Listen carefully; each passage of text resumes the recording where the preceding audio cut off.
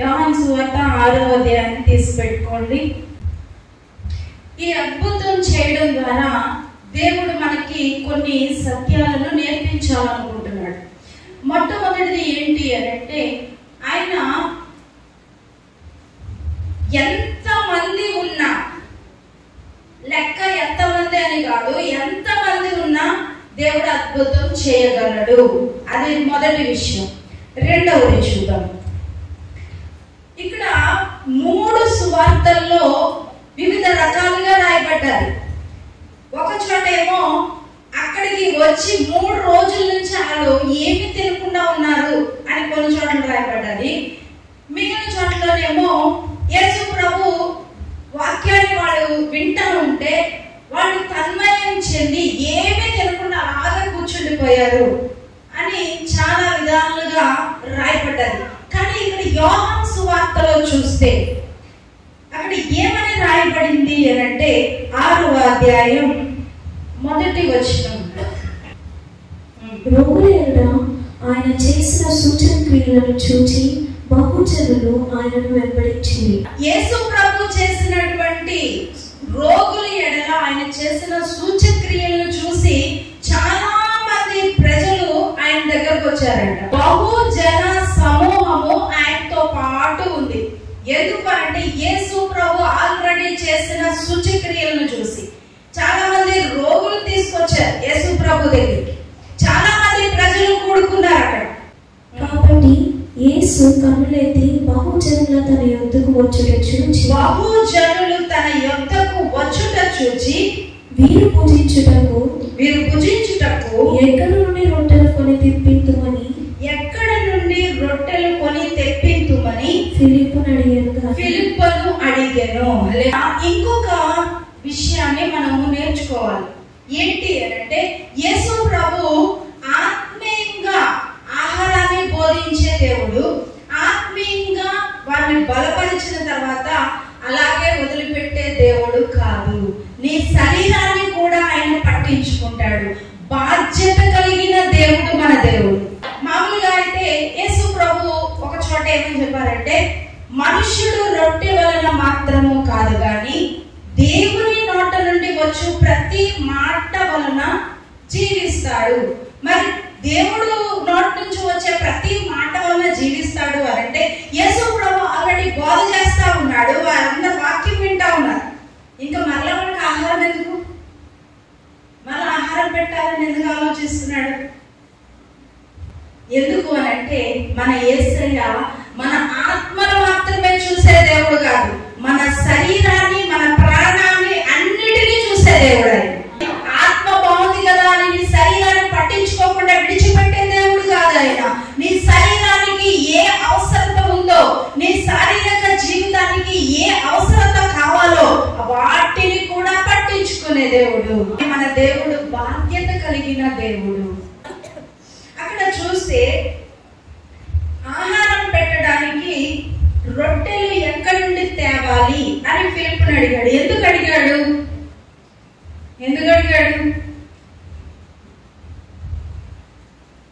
తెలీదా దేవునికి? ఆ వచనాన్ని చదవండి. దేవుడికి, యేసు ప్రభువుకి తెలుసు నెక్స్ట్ ఆయన ఏం చేయబోతున్నాడు. ఆ రొట్టెల్ని, ఆ చేపల్ని ఆయన ఏం చేస్తాడో ఆయనకి తెలుసు. కానీ ఎందుకు అడుగుతున్నాడు? ఫిలిప్పును మాత్రమే ఎందుకు అడుగుతున్నాడు? అక్కడ చాలా మంది శిష్యులు ఉన్నారు కదా. ఆ పై వచనంలో రాయబడి ఉంది, యేసు కొండ మీద తన శిష్యులతో కూర్చుండేను. శిష్యులు ఎంతమంది? 12 మంది శిష్యులు ఉన్నారు అక్కడ. 12 మందిలో ఫిలిప్పుని ఎందుకు అడిగాడు? యేసయ్యకి తెలుసు ఫిలిప్పు ఏం ఆన్సర్ ఇస్తాడో చూద్దాం, పరీక్ష చేద్దాం, టెస్ట్ పెడుతున్నాడు ఫిలిప్పుకి. అలాగే యేసు ప్రభు అడిగిన ప్రశ్న ఏంటి, ఫిలిప్పు చెప్పిన సమాధానం ఏంటి? డిఫరెంట్ గా ఉంది. ఎప్పుడైనా చదివారా? యేసయ్య ఏమని అడుగుతున్నాడు? ఇంతమందికి మనం ఆహారం ఎక్కడ కొని తేవాలి? యేసు ప్రభు అడుగుతున్నాడు, వీళ్ళందరికీ భోజనం పెట్టాలి, ఎక్కడ కొందాం అని అంటే ఏం చెప్పాలి ఫిలిప్పు? పలానా చోటకి వెళ్దాం యేసయ్య, అక్కడ షాప్ లో బాగుంటాయి, రొట్టెలు బాగుంటాయి, భోజనం చాలా బాగుంటది, బిర్యానీ బాగుంటది, చేపల ఫ్రై బాగుంటది కదా. అక్కడికి వెళ్ళి తిందాం, అక్కడికి వెళ్ళి కొనుక్కొని తీసుకుందామని చెప్పాలి. అడిగిన దానికి కరెక్ట్ ఆన్సర్ అది. కానీ ఏం చెప్పాడు చదవండి. అందుకు ఫిలిప్పు వారిలో ప్రతి వాడును కొంచెం కొంచెం పుచ్చుకొనుటకైనను 200 దేనారముల రొట్టెలు చాలవని ఆయనతో చెప్పాను. అసలు ఎవరు అడిగారు? ఈయన్ని లెక్క ఎవరు అడిగారు కదా? ఏమంట? కొంచెం కొంచెం పెట్టి పంపించేద్దామన్నా కూడా 200 దేనారాలు చాలా ప్రభువా, అంటే నీ వల్ల కాదు అందరికి ఆహారం పెట్టడం మానే, అంతే కదా అర్థం. ఒక్క మాటలో చెప్పాలంటే ఏమంటున్నాడు? నీ వల్ల అవ్వదు. ఒకవేళ నువ్వు కొంచెం పెట్టి పంపించేద్దామన్నా 200 దేనారాలు కావు, నీ దగ్గర డబ్బులు లేవు కదా, మానేసి కూర్చో. కానీ కొంచెం పెట్టి పంపించాలి అన్నది ఫిలిప్పు యొక్క ఆలోచన. కానీ యేసు ప్రభు ఆలోచన అది కాదు. యేసు ప్రభు ఎవరికన్నా సగం ఆశీర్వాదాలు ఇచ్చి పంపించినట్టుందా? సగం చేశాడా? సంపూర్తి చేశాడా పని? యేసు ప్రభు శిలువలో పలికిన మాట కూడా ఏంటి? సమాప్తమైంది, నువ్వు నాకు అప్పగించిన దాన్ని నేను చేసి ముగించాను అంటున్నాడు. ఇంతే ఉంది, ఇది తీసుకుని వెళ్ళిపో, నా దగ్గర లేవు అని చెప్పాడు ఎవరికన్నా? అలా చెప్పాడా? ఎవ్వరికి అలా చెప్పలేదు. యేసు ప్రభుతో పాటే ఉన్నాడు, ప్రతిరోజు యేసే చేసే అద్భుతాలు చూస్తా ఉన్నాడు. కానీ ఏమి లేదు అని అంటే విశ్వాసం లేదు. దేవుని యొక్క శక్తి గురించి తెలుసుకుని కూడా ఆ శక్తి మీద ఆధారపడట్లేదు. ఏమన్నా ఇప్పుడు నాకు 50,000 అవసరం అనుకోండి, నీకు 25,000 నేను ఇస్తాను, ఇంకో 25,000 రోడ్డు మీదకి వెళ్ళి ఎవరన్నా అడుక్కో అంటాడా? అంటాడు. ఇస్తే 25,000 ఆయన, 50,000 ఆయన ఇస్తాడు. దేవుడు కనుక తన పిల్లలకి అద్భుతం చేయాలి అనుకుంటే ఎలా చేస్తాడంటే మిగులుండి ఎలా చేస్తాడు, సగం చేయడు ఆయన. ఫిలిప్పు యొక్క ఉద్దేశం ఏంటి? కొంచెం పెట్టి సగం కడుపు నింపేసి పంపించాడు. ఒక దేనారం ఆ దినాల్లో ఒక రోజు కూలి. అంటే ఇప్పుడు ఎన్ని రోజులు కూలి కావాలి యేసు ప్రభుకి? 200 రోజులు కూలి కావాలి. ఎవరిస్తారు? అందుకనే మన వల్ల అవ్వదేశయ్యా. ఈరోజు యేసు ప్రభు నిన్ను కూడా టెస్ట్ చేయడానికి కొన్ని పరిస్థితుల గుండా నిన్ను పంపిస్తా ఉంటాడు. నువ్వు ఎలా సమాధానం చెప్తావు, దేవుడి దగ్గర నీ విశ్వాసాన్ని ఎలా కనుపరుస్తావో దేవుడు చూస్తాడు. దేవుని యొక్క ఫిలిప్పు యొక్క ఉద్దేశం కొంచెం పెట్టి పంపించేస్తే సరిపోదు. కానీ దేవుని యొక్క ఉద్దేశం అది కాదు, సమృద్ధిగా నా పిల్లలకి పెట్టాలనుకుంటున్నాడు. లేదా ఇద్దరు వ్యక్తులు కనిపిస్తా ఉన్నారు. దేవుడు యేసు ప్రభు అక్కడ అద్భుతం చేయడానికి ఇద్దరు వ్యక్తులు మనకు కనబడతా ఉన్నారు. ఒక వ్యక్తి ఏమో ఫిలిప్పు, ఇంకొక వ్యక్తి ఆంద్రే. ఇద్దరు శిష్యులు కనిపిస్తున్నారు మనకి.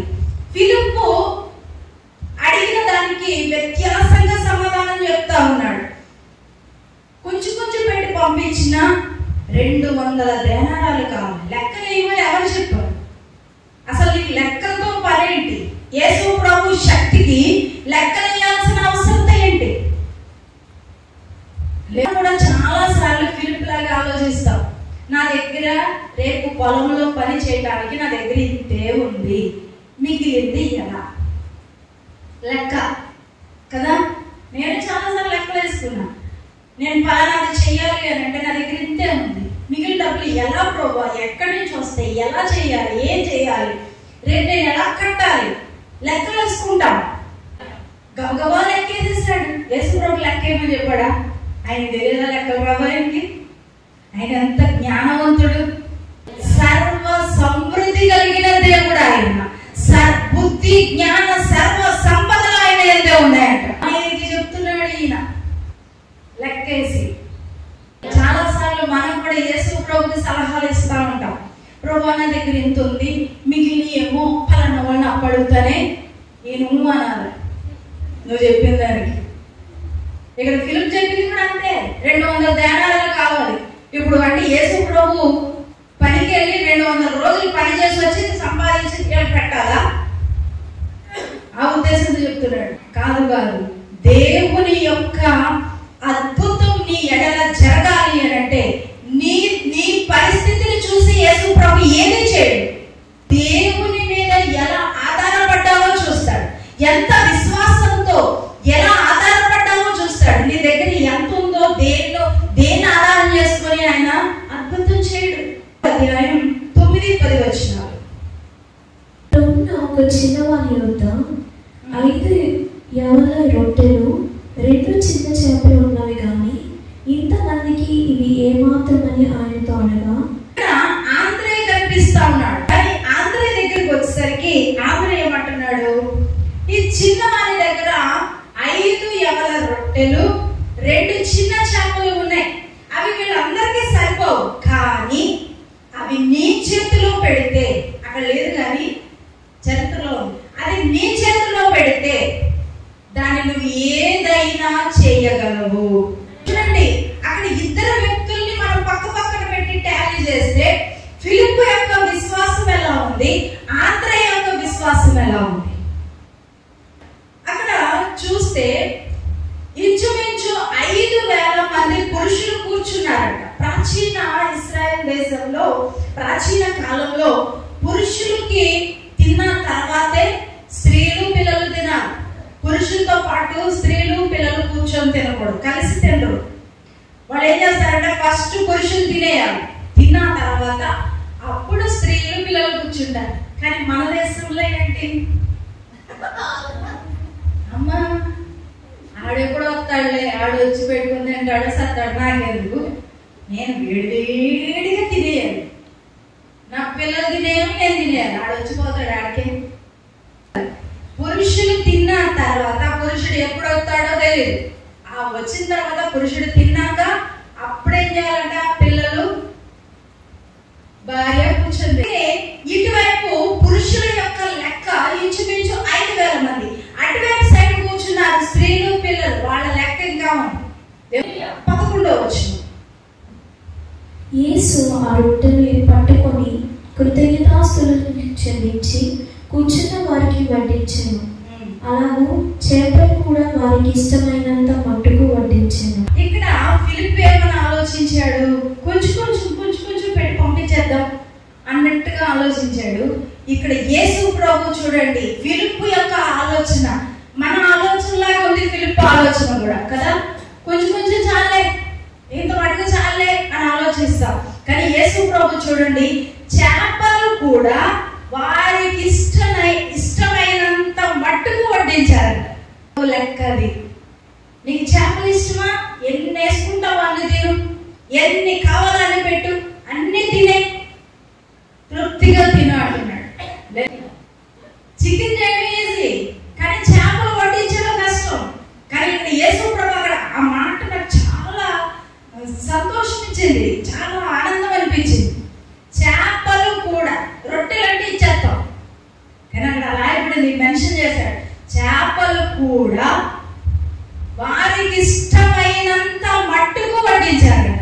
వాడికి ఎంత ఇష్టమో, 10 చేపలు ఇష్టమో తినే 10 తినేనండి. అందులో ఇశ్రాయేల్ ప్రజలకి చేపలు అంటే మహా ఇష్టం. దేవుడు ఎవరు అనంటే, నీ జీవితంలో కనుక దేవుడు జోక్యం చేసుకుంటే నీకు ఇష్టమైనంత వరకు చేస్తాడు. ఇష్టమైనంత మట్టుకు చేస్తాడు, నీకు ఎంత కావాలో అంత ఇస్తాడు, సమృద్ధి ఇస్తాడు. ఎలా ఉన్నాడు అనంటే చాలిన దేవుడుగా ఉన్నాడు. ఆయన్ని సేవించడం వల్ల మనము సంపాదించుకున్నామే కానీ నష్టపోయామా? ఎవరైనా చెప్పగలరా, నేను యేసు ప్రభువుని సేవించడం ద్వారా ఫలానాది నష్టపోయాను అని ఎవరైనా చెప్పగలరా? ఎవరు చెప్పలేరు. ఎందుకంటే ఆయన ఇచ్చే దేవుడే కానీ తీసుకునే దేవుడు కాదు. ఇస్తానే ఉంటాడు.